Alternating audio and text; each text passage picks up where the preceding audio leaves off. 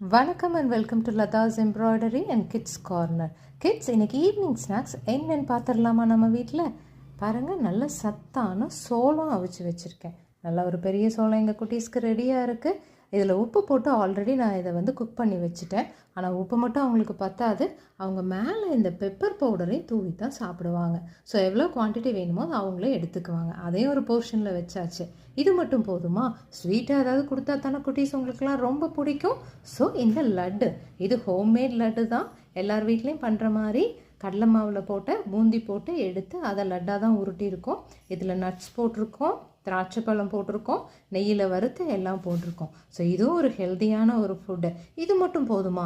எங்களுக்கு பிடிச்ச எம்ஏ ஸ்நாக்ஸே ஏன் எப்போவுமே எல்லா மம்மிஸும் தரமாட்டேங்கிறீங்கன்னு எல்லா குட்டீஸும் கேட்குறது எனக்கு புரியுது. நான் ஒரு ஸ்நாக்ஸ் உங்களுக்காக வச்சுருக்கேன். இது கண்டிப்பாக எல்லா குட்டீஸ்க்கும் ஃபேவரேட். Here you go.